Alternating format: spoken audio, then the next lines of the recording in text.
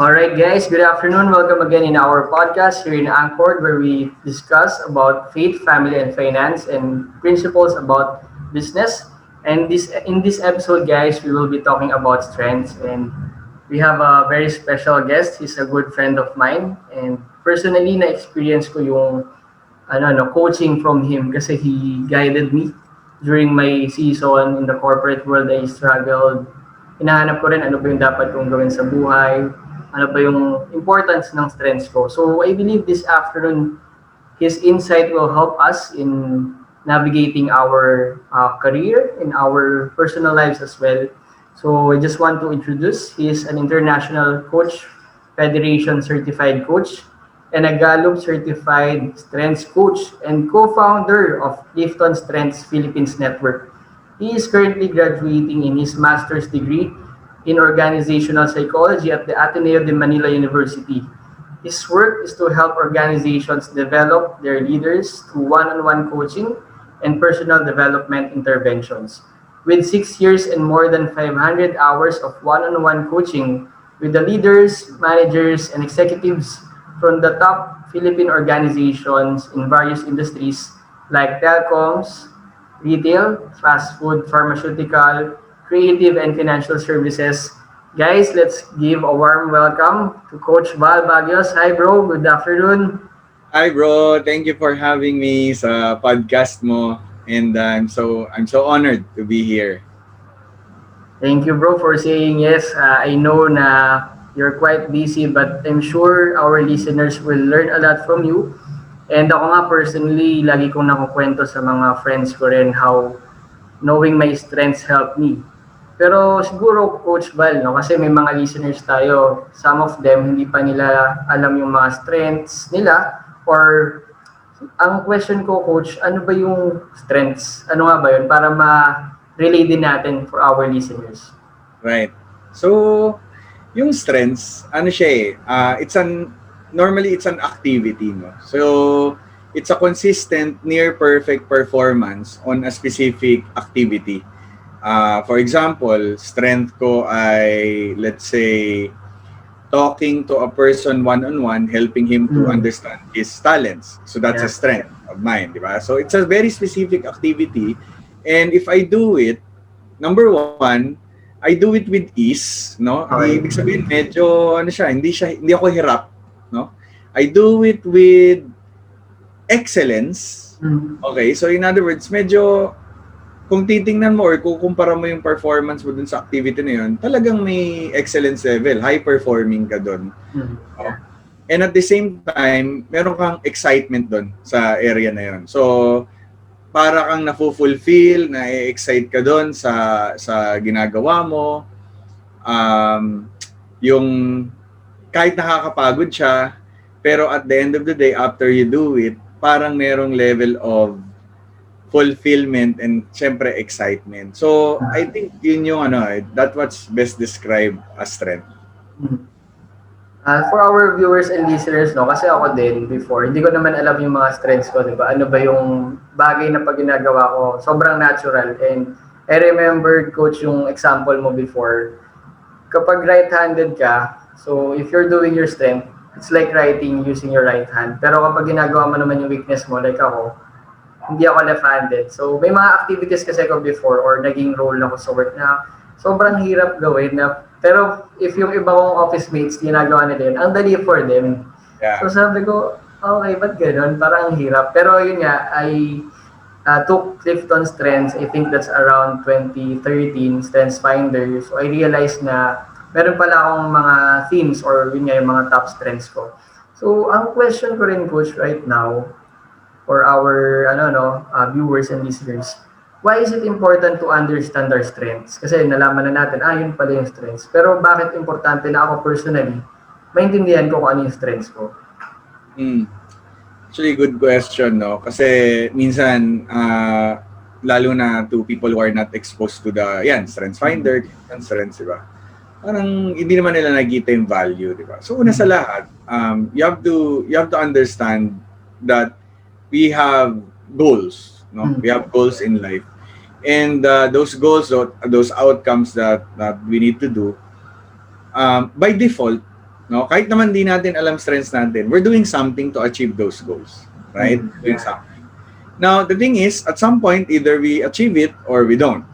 Now, Mm. if you achieve that goal, in order for you to continuously develop yourself, you set higher goals for yourself. And Yeah. I'm not even talking about just money, I'm talking about developing yourself, I'm talking about, business success, and all of these Mm. things, right? So, even relational goals, right? Yeah. So, ikaw as a person, may pinupurso ang goal. Now, question is, parati na lang bang tsamba?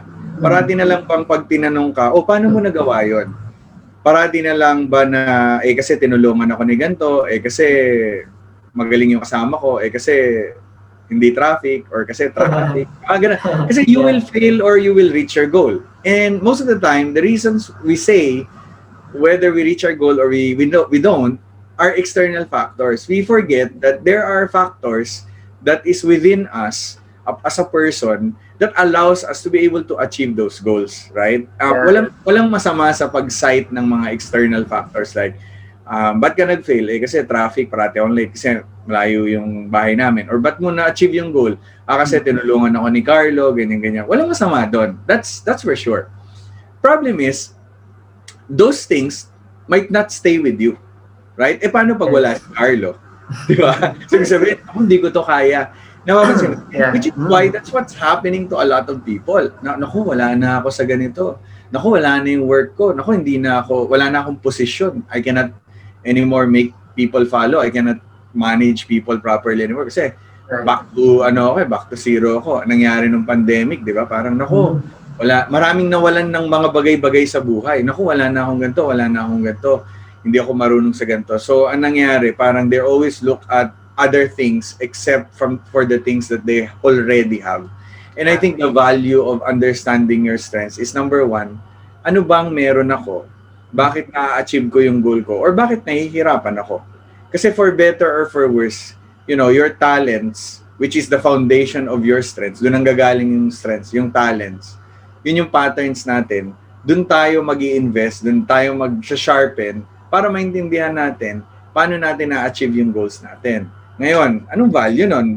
So kung naintindihan ko kung bakit ko na-achieve yung goal ko last year, what's the value for that? Para repeatable siya. Hindi ka chumachamba, right? Ginagawa, yan ang goal namin sa coaching. We look at past success and then we determine how we can actually translate those past success to the present goals that you have. Para hindi mo chambahan parate. Doon ka na magsa-start from somewhere na, alam mo yon, may edge ka na. Yes, di ba? Agree. Para yung confidence ng tao, di ba? Kasi marami ng ngayon marami ng negative self-doubts and anything that triggers your self-doubt, your self-esteem.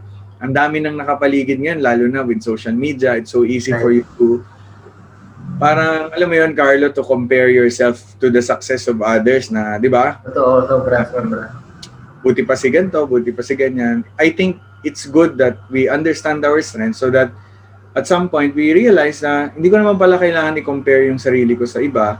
Kaya ko naman pala maging successful using my own talents na binigay sa akin ni Lord.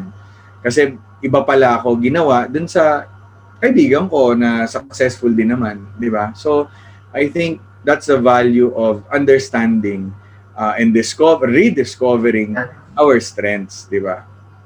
May mga napansin din kasi ko, Coach Bal, na di ba kapag naintindihan mo yung strengths mo, mas makikita mo yung productivity mo rin. Ako personally, nung may mga panahon na ginagawa ko yung mga weaknesses ko, feeling ko unproductive ako at saka unfulfilled.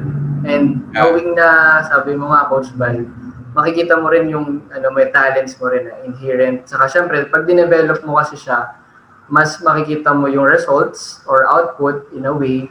So in that sense kasi, magiging maganda yung contribution mo, pwedeng sa organization where you are part of. If you're an employee, marami ako na-observe din, Coach, na siguro with, I think, around 8 years work nung graduate ako. Minsan may mga job mismatch din tayo na tinatawag. So if manager siguro sa perspective ng leader, if they understand the strength then of a certain employee or staff, they will have the matching of roles din. So Right. mas madedevelop ngayon yung talent and skills ng mga tao na yun. So just to Kumbaga, to share some practical examples in line with what you shared a while ago. No? So, for others naman, Coach Val, kasi may mga listeners tayo, maybe nakapag-take na sila ng Clifton Strengths or nalaman na nila yung strengths nila. For those people na hindi pa, how can they identify their strengths? Ano yung pwede nilang gawin? Actually, magandang question yan. Okay, siyempre, ang unang-unang foundational dyan na kailangan maintindihan ng tao to identify strength is talent. Kasi doon ang gagaling yung strength. Yung talent, guys, these are your patterns of thoughts, feelings, and behaviors that can be productively applied. Katulad ng sinasabi ni Carlo, di ba? Na na-realize ko pala, ito pala yung talent ko, and na-realize ko, pag ginagamit ko siya, nagiging productive ako. Which is true. Ganyan ang itsura and feeling ng talent, di ba? So, for example, isa sa mga talent ko, for example, is communication. Okay. Right? And dahil sa communication ko, yan yung aking themes of talent na sa Strengths Finder, no? So, ibig sabihin yan, medyo madali sa akin na mag-express ng mga ideas na nandito sa head ko. No? So, na-express ko siya ng maayos. Yeah. So, ngayon, if I apply it, let's say, in teaching or training, right? So, talagang, una sa lahat, masaya ako. Kasi natural siya sa akin eh, di ba? So, hindi ka, it's work. It feels like work. Pero, iba yung fulfillment na nararanasan ko kapag ginagawa ko yun, na nag-express ako ng mga ideas na pinaniniwalaan ko, di ba? Or na ginagawa ko, di ba? So that's a talent applied. Now, that's the first and foremost that you have to understand. You have to understand yung patterns of thinking, feeling, and behaving mo. Right? In other words, kunyari, isa sa mga tanong na pwede mong ma-discover kung ang isang tao ay may talent, let's say, sa communication. Kunyari, tatanungin mo siya, how do you normally express your ideas? How do you find expressing your ideas verbally to a group of people in a scale of 1 to 5? Do you feel energized when doing that, or 1, disappointed when doing that? Yun yung mga questions na tinatanong namin para kunyari, hindi ka nag-take ng Strengths Finder, walang problema yon. Kasi malalaman namin, may mga tanong kaming ginagawa, or kahit mag-reflect ka sa sarili mo, ano-ano ba yung mga patterns of thinking, feeling, and behaving ko? Paano ba ako nag-iisip? Paano ako nakikiramdam or nakikirelate sa ibang tao? Anong pattern ko? And paano ako nagbe-behave? Paano ako nagte-take action? Paano ako nag-execute ng mga plano ko? Ganyan. Now, remember that as you explore your talent, minsan may mga marirealize tayo na hindi ganun ka-positive. No? Parang, kunyari, paano ba ako mag-relate? Di ba? Yun yung isang tanong. Paano ba yung emotions ko? Alam mo, Val, kunyari, pag na-reject ako sa mga client ko, medyo, dinidibdib ko eh. Parang, it hurts eh. Alam mo yan? Ganon. So, it really hurts, di ba? So, pattern yun. Kunyari, sabi mo sa kaya, tatanungin kita, nangyayari ba yan sa'yo for every rejection? Oo eh. Talagang every time, 90%, no? Nare-reject ako, kahit close ko, kahit hindi ko close. Basta pag nag-no sila sa akin, masakit. So as you can see, it might not be so positive, no? Kasi na-hurt ka. But still, you have to understand, it's a pattern. Bakit? Kasi dahil doon, that's a potential talent. Paano naging talent dyan? Ina-hurt nga ako pag nare-reject ako. Ibig sabihin nun, baka mahilig kang makipag-compete at gusto mong mapa-oo yung mga ino-offeran mo ng kung ano man yung ino-offer mo. So that means that maybe you have a competitive spirit, competition, right? Maybe you have this really passion for winning, right? Yes. Or maybe you have this passion of being significant to the people that you talk to. And them rejecting you, you feel like, naku, hindi importante yung present ko, hindi importante yung binigay ko sa kanilang value kasi nireject nila. Nakita mo? But still, that's a talent. If developed properly, ang laking potential niyan to drive your success. Sa simula lang, pag tinignan mo, parang unproductive, parang nakaka-hurt ng, sana hindi ako ganito. Ay, wag ganon. Kasi, ganun ka ka-renate ni Lord. Hindi nga, di ba? Or uniqueness. No, that's your uniqueness. Yeah. No? Hayaan mo Yeah. lang. Understand it and understand also how you can manage it and refocus it so that it won't affect you negatively. Right? That would prompt you to ask questions like, so kung I don't like rejection, what can I do so that there's a bigger chance for me to be adding value to people so that they say yes to me? O tingnan mo, naging drive pa siya for you to learn new things. Di ba? Yes, Kasi kung sobra. wala kang ganong feeling, chill lang ako, ganyan, edi wala ka ring drive manalo. Kung wala Yeah. kang drive So, manalo, baka mamaya hindi ka rin excellent sa ginagawa mo. 'Di ba? It's just a matter of understanding how can these talents be productive to your advantage. Now, kapag nangyari 'yon, naging productive na siya, it brings you result, guess what? Strengths na ang tawag doon. it's, yeah. Right? Oo, strengths na yon. Kasi na-apply mo na siya productively and consistent, nagkakaroon ka na ng great results, nagiging strengths na siya ngayon. However, Hmm. mas mapapadali ang buhay mo if you take Clifton Strengths talaga. No? Oo. So Yeah. if you go to store.gallup.com, you will Alright. see their top 5 strengths assessment. It's around $20 right now. Yeah. And I think that it would be the best investment for anyone. I think for me, personally, it changed my life. Carlo, kamusta ba Yeah, ang sobra. effect ng Finder sa'yo? Oo, sobrang siguro Coach Val, no, to relate with our listeners din and audience. Ang nangyari kasi sa akin, nagkaroon ako ng awareness eh. Diba sabi nga ni Coach Val kanina, yung patterns of behavior natin.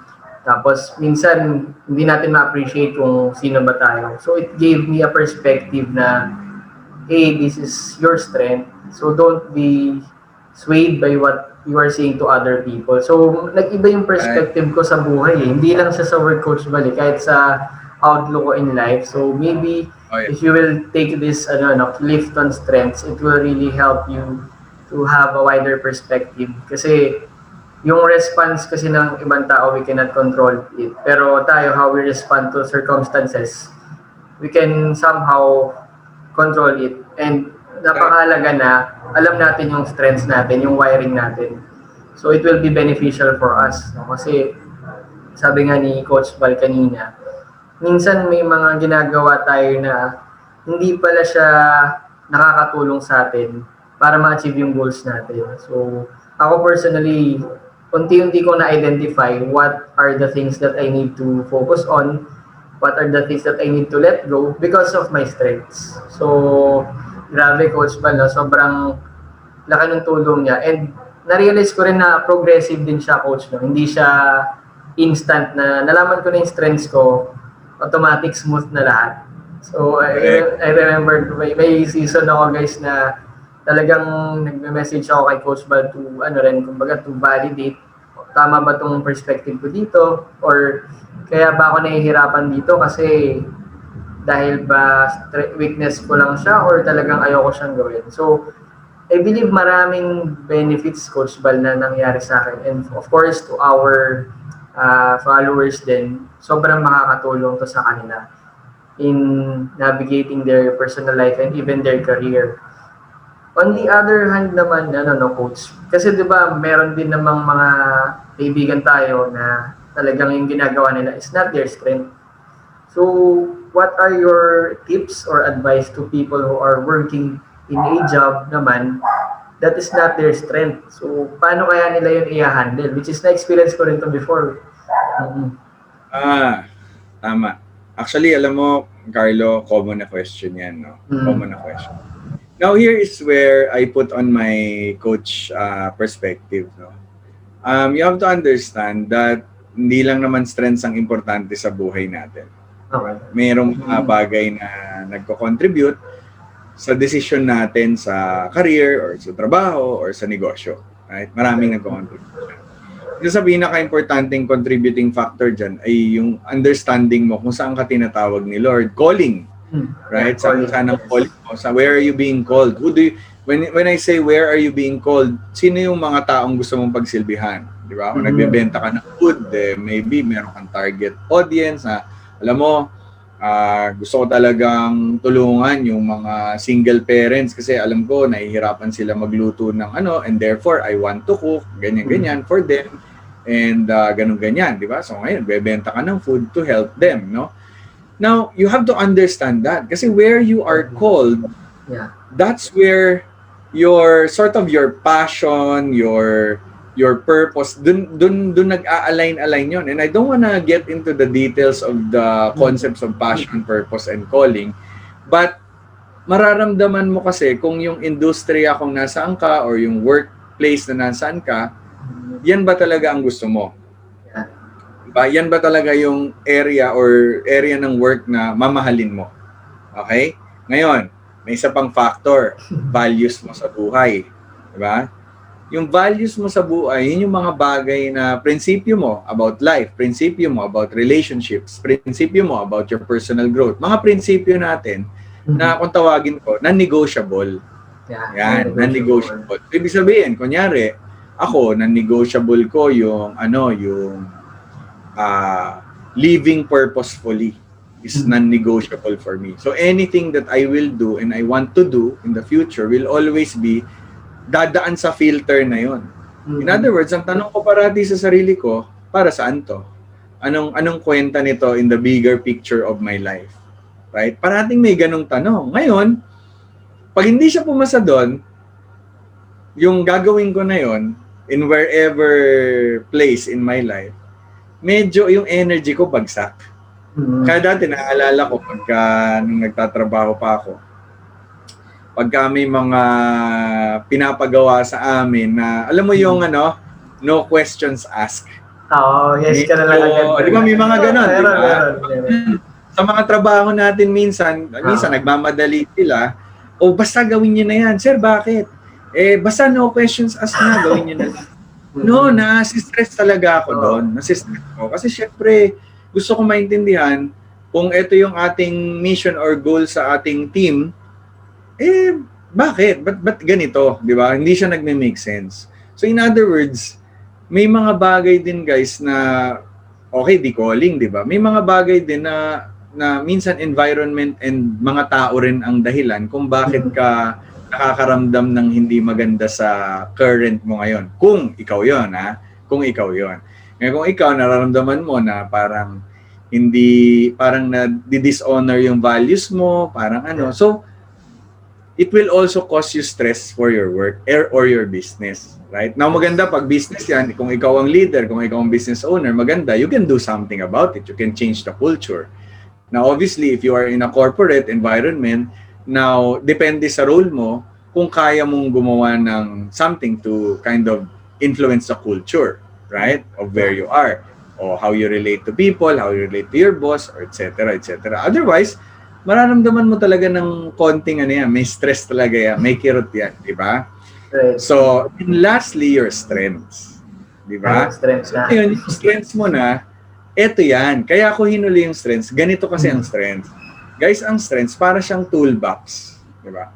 Ang toolbox, minsan, so let's say toolbox. No? Ano laman ng toolbox? Martilyo, screwdriver, lagare. Kanyari, ganun, di ba? Para siyang ang strengths, para ding toolbox. Pag dinala ka sa isang bahay na kailangan mong ayusin, kanyari, karpintero tayo, dinala tayo sa bahay, kailangan ayusin, mali ba yung martilyo? Inappropriate ba yung martilyo? Ang sagot doon, depende. Kung pako yun, martilyo. Pero pag screw yun, weird yung kung martilyo gagamitin mo. Kung puputol ka ng bagay, di ba? Kung puputol ka ng kahoy, medyo weird kung martilyo yung gagamitin mo, dapat lagare. Makakaputol ka ng kahoy, di ba? Using martilyo, pero parang awkward, weird, ang tagal, tsaka ang pangit ng resulta. Kung mapapansin nyo, ganun din yung strengths. Right? So in other words, when you bring your strengths into a certain work environment, mali ba yung strengths ko doon? Hindi ba siya aligned doon? Hindi naman. Depende lang sa sitwasyon kung saan ka nilalagay nung role mo na yon. Anong mga requirements, anong mga job description, anong mga kailangan mong gawin. Now, aminado tayo, meron din naman talagang mga trabaho na walang-wala talaga. Parang akala mo hindi mo talaga magamit yung strengths mo. Ako, as a coach, no, hindi ko kagad basta-basta sinasakyan yan. Kailangan magkaroon ng mas malalim na conversation paano natin nasasabi na wala talagang output ang strengths. Alam niyo kung bakit? This is the growth mindset versus the fixed mindset. The fixed mindset says, wala akong talent dyan. And therefore, hindi yan align sa strengths ko. But the growth mindset says, hindi, kaya ng brains ko yan. Kaya mag-adapt ng brains ko. Which is true. Which is true, right? So our talents can actually adapt to the environment or to the work that we are, kung saan ka nilagay ng trabaho mo. Kanya lang, baka kaya nararamdaman mo yung stress, alam mo, baka hindi yan tungkol sa strengths, baka tungkol yan sa values mo na nababiolate, na nangyayol, nasasagasaan, prinsipyo mo. Or baka naman, nararamdaman mo na matagal na kinukall ka into a certain di ba? O, nakaka-relate yata sa naalala yata ni Carl yung mga nagpa-flashback yung mga panahon na parang parang iba, no? Di ba? So, ganun siya. So, baka naman kaya ka nakakaramdam na nasa maling place ka is because baka merong nagtatag sa puso mo, no? Yung parang may nagpupul sa heart mo into somewhere else na alam mo doon ka talaga kinukol. Ngayon, alam ko, yung strengths mo mag-a-adapt dyan, pero yung calling mo, pakinggan mo rin. So, you pray to the Lord, ask guidance, no? Lord, saan mo ba ako tinatawag? And I think that would bring more enlightenment and clarity to you, and then utilize your strengths wherever you are going. Yan ang, for me, yan ang the best application ng strengths in the work or job or business. Right? Sobrang helpful, Coach. Sobrang helpful nung sinabi mo, Coach Val, no? Kasi hindi ka nag-arrive agad sa isang conclusion na ito gawin mo kasi hindi ka nagiging productive eh. So sa atin guys, no, for our reference din, it's important to identify muna our calling, and kailangan meron din tayong accountability partners who can help us process things. So minsan may mga close friends tayo na kilala tayo, di ba? Mayroon tayong mga community where we belong. So we can also validate, di ba, or check with them kung ano ba talaga yung situation. Kasi ako din personally, nag-ask ako kay Coach Val or few friends and family members, paano ko ba i-handle to? Kasi yun nga, kung values mo naman yung tinatamaan, merong siyang feeling sa loob mo na medyo mabigat siya. Kasi prinsipyo mo na di ba? Prinsipyo mo na sa buhay.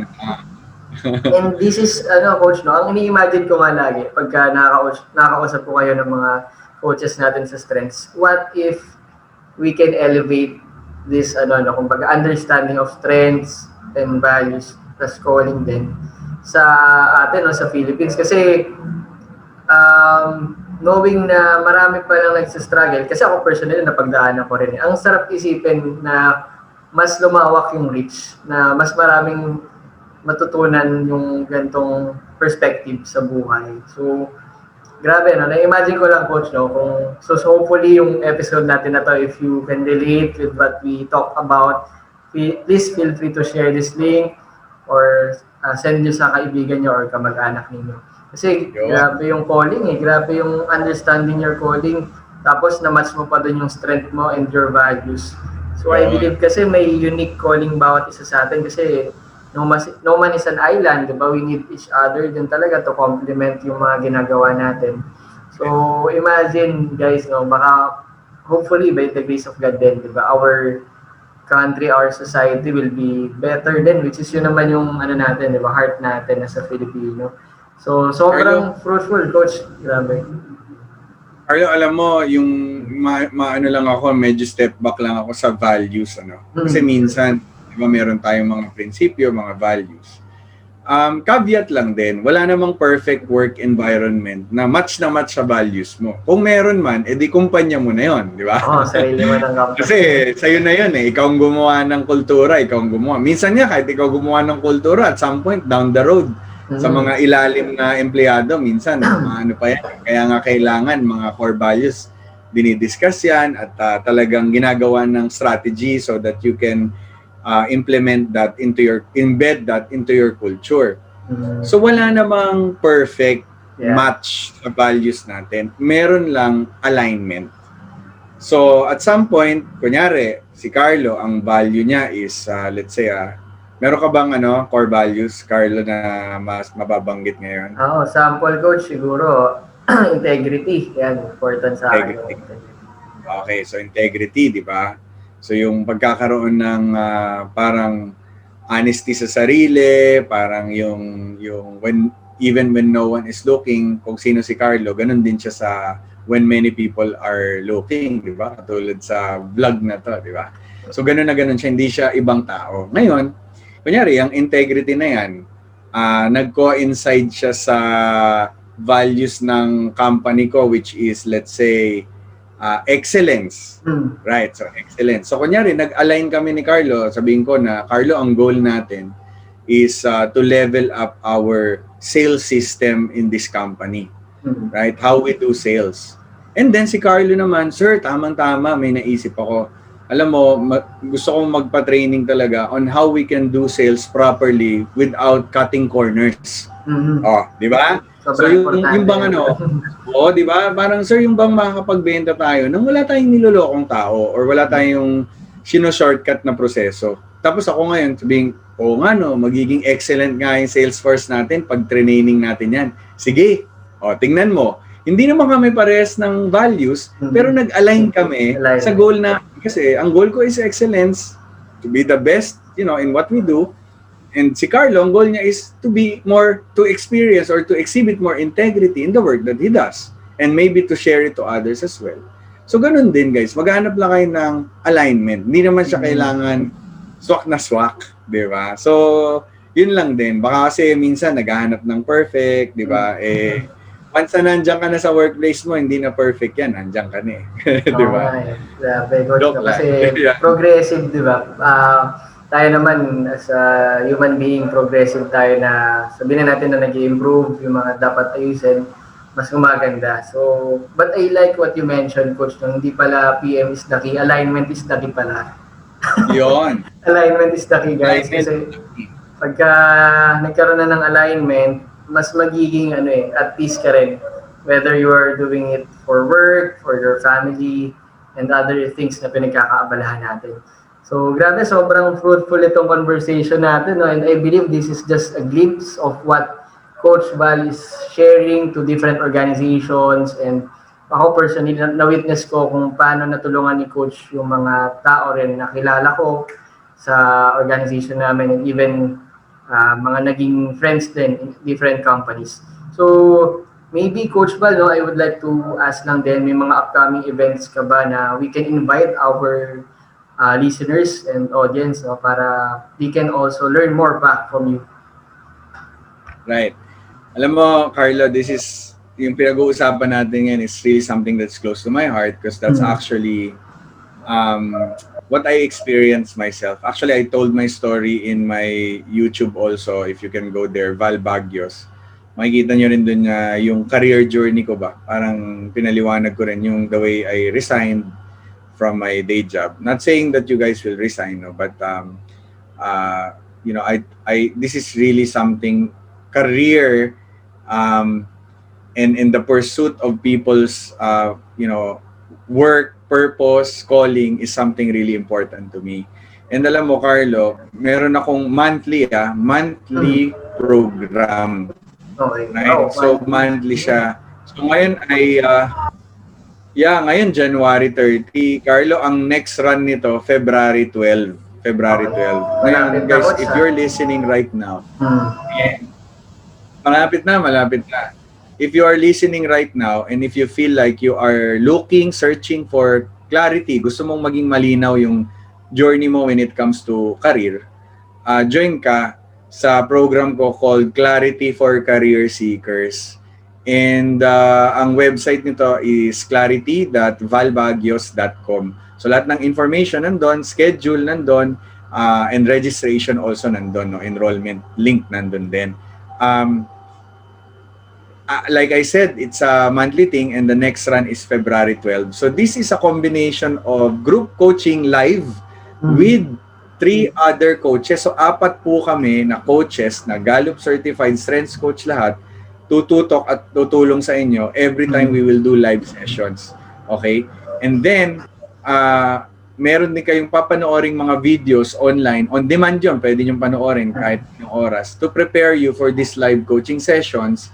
And then, may workbook ang sasagutan kasi very output-based to, Carlo. So, ibig sabihin talagang meron ka mga reflection na mangyayari. So, if you wanna know more, guys, clarity.valbagios.com. I believe pwede namang ilagay din ni Carlo. Lalagay ko, coach, sa link natin. Yeah. Check nyo na lang yung link sa description. And I hope to see you in one of my programs, lalong-lalo na this coming February 12. Sobrang exciting itong program na to, guys. And if you have questions, then maybe Coach Bal, ano yung mga channels where they can message you rin if ever may mga questions yung listeners natin. Yep. Syempre, may Facebook. Parati ako nandun, Val Bagios. VAL space BAGUIOS. Yan, search nyo lang yan. And in my Instagram also, Coach Val Bagios. So, Coach, dagdagan mo lang ng Coach, tapos Val Bagios, nandun din. So, you can message me in those channels and let's talk. Pag-usapan natin yung career nyo, strengths nyo, purpose, mission, calling, ganyan. Pag-usapan natin lahat yan. Sobrang exciting tong program mo, Coach. And siguro sa mga listeners natin, kung meron kayong nililigawan, invite nyo dito. Magandang Valentine's gift to or pwede, Coach, no? Or kunyari, girlfriend mo rin or spouse mo para parehas na kayo, sabay na kayo. So, pwede yan. Excited, Coach, no, for this program. Kasi ako rin, yung mga personal friends ko rin, nakita ko yung result sa kanila. Shout out na rin natin si JD, no? Kung nakikinig ka ngayon, bro, no? I'm sure na natulungan ka ng program. Ako din, personally, first hand na experience ko yung pag-coach sa akin ni Coach Bal about clarity sa career ko rin. So, thank you again, Coach, for giving time for this episode. And to our listeners and audience, thank you so much for tuning in. And hope to see you guys in our next episode. So, bye guys! Thank you. Bye.